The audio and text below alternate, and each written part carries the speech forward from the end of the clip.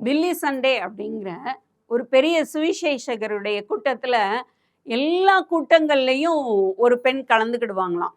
அப்படி கலந்து கொண்ட ஒரு பெண் ஒரு முறை பில்லி சண்டையை பார்த்துட்டு சொன்னாங்களாம், என்னிடத்துல பாவங்கள் அப்படின்னு சொல்லி ஒண்ணுமே இல்லை, நான் அப்படி பாவங்கள் எதுவும் செய்யறதில்ல. ஆனா என்கிட்ட ஒரு சின்ன குறைவு தான் உண்டு. அது என்ன அப்படின்னா, நான் டக்குன்னு கோவப்பட்டுருவேன். ஆனா ஒரே நிமிஷத்துல உடனே சமாதானம் ஆயிருவேன் அப்படின்னு சொல்லி சொன்னாங்களாம். உடனே பில்லி சண்டே சிரிச்சுக்கிட்டே சொன்னாராம், என் கையில ஒரு கன் இருக்குன்னு வச்சுக்கோங்க, டக்குன்னு நான் கோவப்பட்டு சுட்டுறேன்.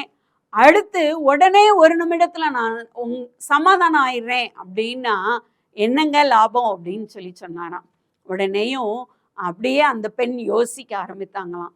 இதே போலதான் ஒரு நிமிடத்துல நீங்க கோபப்படும் போது, டக்குன்னு கோவப்படும் போது அந்த ஒரு நிமிடத்துக்குள்ள நீங்க சரண்டர் ஆகுங்குள்ள, சமாதானம் ஆகுங்குள்ள அந்த காரியம் நடந்து முடிந்து விடுகிறது.